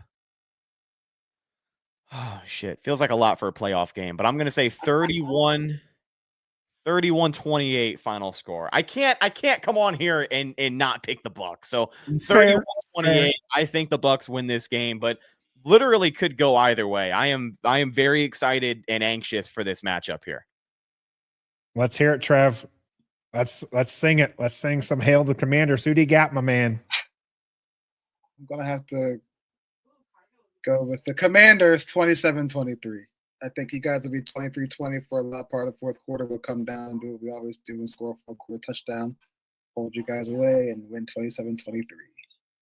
No, it's pretty close to P&W's here, 27-20 Skins, my prediction.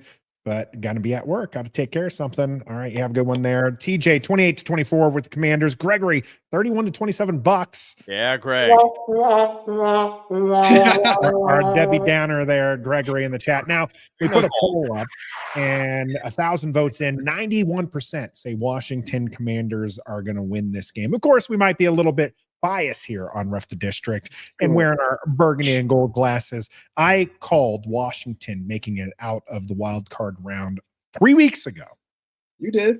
And I got to stick it to the guns here. Washington's going to win. And I do think that there's going to be some late game heroics involved in here. We're going to go 34-27 Washington.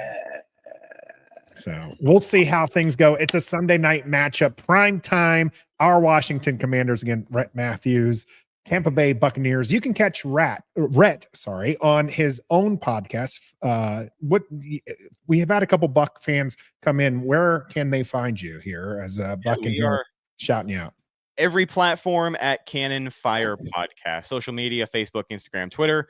All of your podcast platforms, Apple Podcasts, Spotify, iHeartRadio, Podbean at Canon Fire Podcast, Believe.com, Canon Fire Podcast, and YouTube.com/Canon Fire Podcast. You can watch us live over there immediately following the game. If you are a Bucs fan and you're looking for something to do, we are pretty much always live immediately after the game. YouTube.com/Canon Fire Podcast. Win, lose, or draw, we are going to be breaking it down. And man, for the stage that it's on, you got to like primetime for under the lights for the aesthetic of it. But I hate primetime games. One, because the Bucs always look terrible on primetime.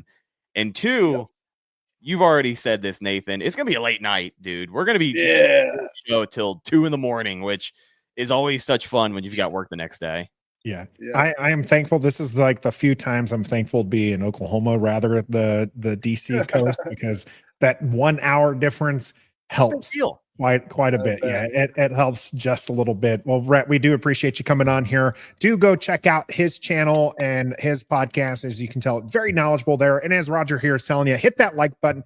Be a fan here for Ref the District. This has been your game preview here on Ref the District with the Canon Fire Podcast. Looking forward to the matchup Sunday. Rhett, you have a wonderful night here. Trev and I are going to stick it out for just a few minutes more. Thanks again, Rhett, for joining us here on Ref. Thank you, fellas. Have a great night. Go Bucs. I had to let him have that one. Why did I let him have that one? Washington is, again, 3-point dog here for this game, Trev. But it does seem like there's a lot of things that could go either way. You think Washington's going to show up when it comes to this game? We'll see how it goes. And then close this out here with JG's thought, because a lot of people I've seen this mindset a few different places here. JG says, win, lose, or draw, I'm delighted with our season. Where do you stand on this kind of sentiment? I don't feel like, and I want to clarify here, I don't feel like this sentiment is we're happy to be here, because I don't feel like the Washington Commanders as a team are just like, hey, we're happy to be here, right? I feel like this is a team that plays hungry. Yes. But I've seen that sentiment. Hey, guys, we're playing with house money. Is another way that I've seen it. I've heard this said. Washington fans didn't expect 12 wins unless you were Trev, who called 12 wins at the beginning of the season. You called it 12 wins at the beginning of the season. What do you think about that? House money, win, lose, or draw, being happy with the season. I'll be happy with this. I'll be content and happy with the season. Of course, you want to keep winning and go as far as you can go. But like we've been saying all year long, we haven't been in this position in quite some time. We haven't had 12 wins in quite some time. We haven't had 11 wins in quite some time. And we haven't felt good about talking about our football team, win, lose, or draw on this podcast. I mean, it's always fun on the podcast, don't get me wrong, but it's always been more about why we lost and how do we get better and how do things change. And that change 9-game losing streak was rough. Yeah. So, and that change happened this year. So I'll be delighted, with all things considered, brand new everything, brand new era. And we won 12 games and made the playoffs. I'll be cool. We're a playoff team. Win, lose, or draw, we're a playoff team. But I won't be delighted, but I'll be happy. I'll be cool. Yeah. I won't be like, looking forward to mock drafts and stuff. No, I don't care. I am very pleased with where we are. I will be very disappointed with a loss in the first round. I think the team would be as well. I think there's a lot to build on, and I think that's where the whole first year coach, first year QB, there's a lot to build on, the cap space, all this. I get why people are happy. And I feel like this is kind of goes back to, we talked about how we're damaged as Washington fans and we can't expect good things. Mm-hmm. We're trying to prep ourselves. That's what that feels like to me. It's just like, it's okay if we lose because we did it. We went here and we did this. We did good things. And so it's just like, it's prepping yourself in case Washington does lose against the Bucs. But I don't think that's going to happen. I'm keeping a lot of faith. That was just kind of an interesting kind of thought that I had. Thanks, JG, for the comment there, where it was just where I've seen that mindset and I can appreciate that mindset as somebody who is annoyingly optimistic and somebody who always finds the silver lining. So if you talk to me after Washington eventually loses, when that happens next season, okay, not this postseason, next season, next season, because we're winning the Super Bowl. That's how I feel right now. We're going all the way. But when they do lose the week after, I'll be all positive about where we were and where we're going. But right now it's about beating the Bucs. We're going to try beating the Bucs. I'm going to try sneaking in a little something. I can't say what, because if I tell you all, then you all are going to beat up on someone to get what the something is. So I can't tell you about that. But maybe we'll have a surprise for everybody before our instant reaction on Sunday. Stay tuned here on Ref the District. We stream live every Wednesday, 7:30 Eastern here on YouTube and Facebook. I'm Nathan. That's Trev. Stoner will be back for our instant reaction on Sunday. We appreciate everybody jumping in the chat. Make sure you hit that like button if you haven't already. Share it with people and subscribe to the channel. And until next time, waiting all week for a Sunday night. Be a fan.